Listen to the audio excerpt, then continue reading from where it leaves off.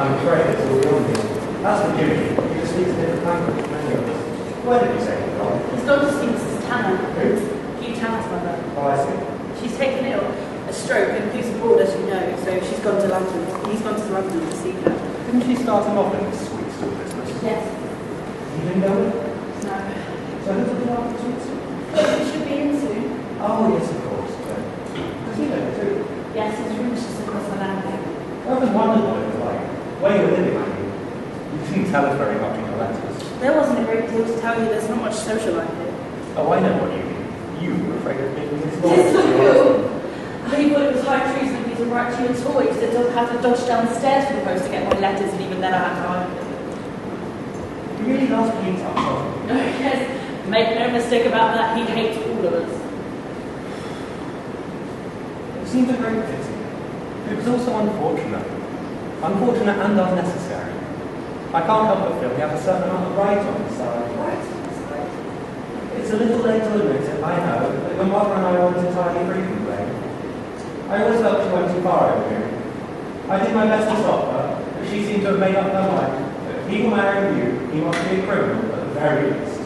All the inquiries, the accusations, the private detectives, I hated every moment of it. I suppose she was trying to protect me in a rather heavy-handed way, wouldn't it? I must confess I find that kind of thing rather horrifying.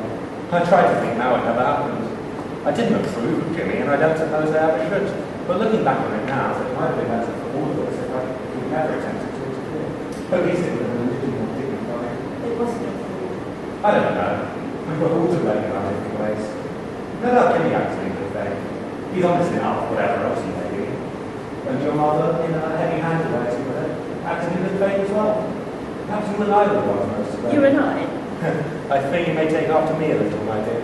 You like to sit on the fence because it's peaceful and more comfortable there. Sitting on the fence? I married him. Oh, yes, you did. In spite of all the humiliating scenes and the threats. Perhaps it might have been better if you hadn't written letters to us knowing how we felt. Forgive me, I'm a little confused. Telegram, but I can not this on with you. You know what he said about Mummy? He said she was an overfed, overprivileged old bitch. Good blow out from the worms was his expression, I think. I see. What did he say about me? He doesn't seem to mind you. In fact, I think he rather likes you. He likes you because he feels sorry for you. Poor old Daddy, just another plant left over from the Edwardian wilderness. You can't seem to understand why the sun isn't shining. Something like that. That's quite a turn of phrase, hasn't it? Why did you ever have to meet this young man? Oh, Daddy, please don't put me on trial now. I've been on trial every day and night of my life for nearly 4 years. But why should he have married you, feeling as he did about everything? That is the famous American question, you know, the $64 one. That's what was revenge. Oh yes, some people do actually marry for revenge, people like Jimmy anyway. Perhaps he's upset that he's not another Shelley and I'm not another Mary, you're not William Godwin. Well, he thinks he's got a sort of genius for loving friendship on his own terms. Well, for 20 years I've lived a happy, uncomplicated life, and then suddenly this spiritual barbarian throws down the gauntlet at me. Perhaps only another woman could understand what a challenge like that means. Although I think Helena was as mystified as you are. I am mystified. Your husband has obviously told me a great deal, whether you realise it or not, but what any of it means, I don't know. I always believed that people married each other for love. That seemed like a good enough reason for me. But apparently that's too simple for young people nowadays. They have the sort of challenges and revenge. I just can't believe that love between men and women is really like that. Well, no, some men and women. But why you, my daughter? No, perhaps Jimmy is right. Perhaps what was it? An old plant left over from the Edwardian wilderness. And I can't see why the sun isn't shining anymore. He's got a point, hasn't he? The England I remember was the one I left in 1914. I knew things had changed, of course, but I wanted to go on remembering it that way. Your mother and I were so happy then. It seemed we had everything we could ever want. You're hurt because everything has changed. Jimmy's hurt because everything has stayed the same. And neither of them can face it. Something's gone wrong somewhere, hasn't it?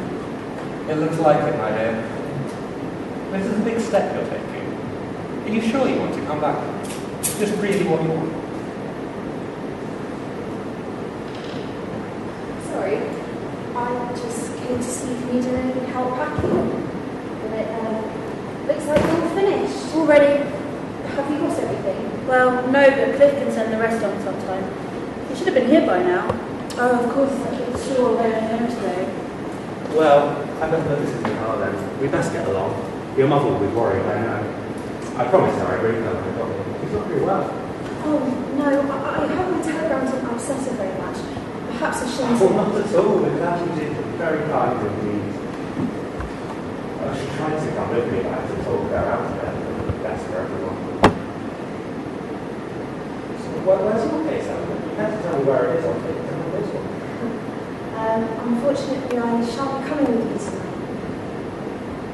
You're not coming with us? No. You see, I've got a business meeting tomorrow in Birmingham. It's for a play. They've sent me a script and it's very important and I don't want to miss it. So it looks like I'll be staying here for tomorrow. So, I see. Okay. Hello there. Daddy, this is Cliff. How do you do? How do you do, sir?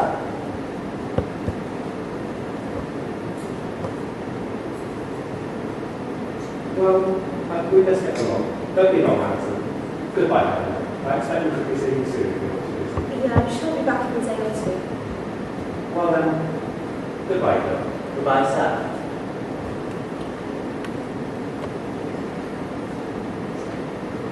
So, you're really going? Really good. I should think Jimmy will be back soon. You won't wait. Will you tell him? Well, I can tell him. That is, if I'm here when he gets back. You'll be here. Don't you think you ought to tell him yourself? A bit conventional, isn't it? Conventional, though. I think you're right. What do you mean, hope I'm right? The place is going to be really cockeyed now. You know that, don't you? Where to you? Goodbye, lovely. Oh, I'll keep the madhouse going somehow. see you soon. So you're staying? Just tonight? If that's all right with you. None of my business. What do you think he'll do when he gets back? Perhaps he'll look out for his old girlfriend. What about this Madeline? What's about her? Well, isn't she supposed to have done a lot with him? Should have thought so. But you are his friend, aren't you?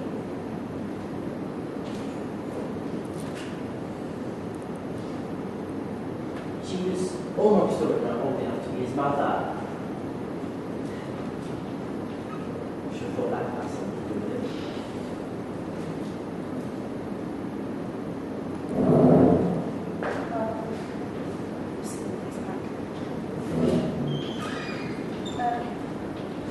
Are you staying?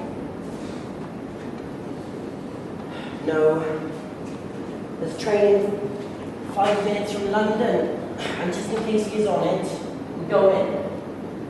Well, don't you think you ought to be here when he gets back? I've had a hard day.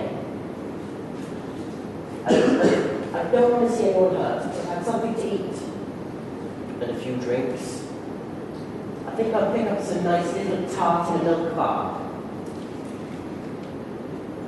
Here. You tell him. It's all yours now, and I hope you rams it up your nostrils.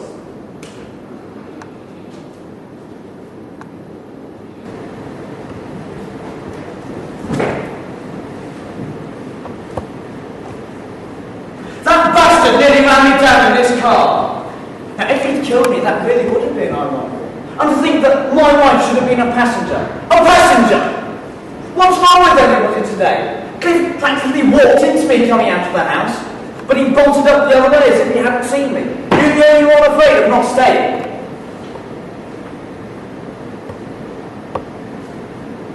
It's one of these, is it?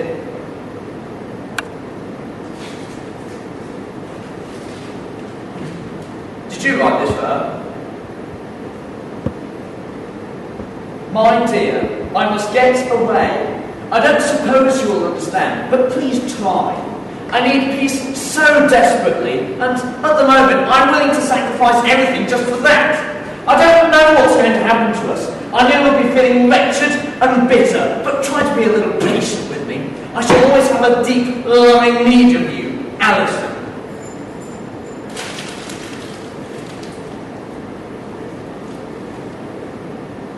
That makes one puke. She couldn't have just said, "You rotten bastard, I hate your guts, I'm leaving out, I hope you rot." No, she had to make a nice, political, emotional mess out of it, didn't she? Deep, loving need, and I thought she was as clumsy as that. If you don't want your head kicked in, you better get out of my way. If you stop thinking about yourself for one moment, I'll tell you something I think you ought to know. Your wife is going to have a baby. Well, doesn't that mean anything, even to you?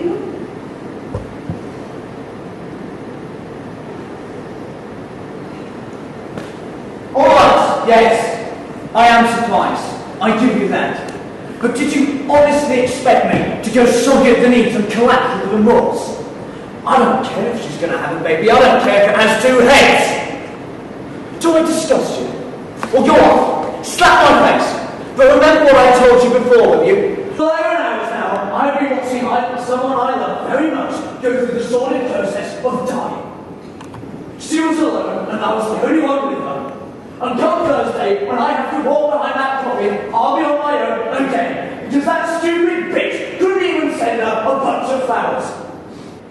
I know! She made the greatest mistake of all her kind. She thought that because Shira's mother was an old woman who said all the wrong things in all the wrong places, she couldn't be taken seriously.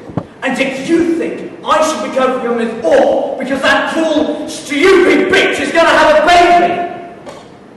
I can't believe it. I can't. Well, the performance is over. Now leave me alone and get out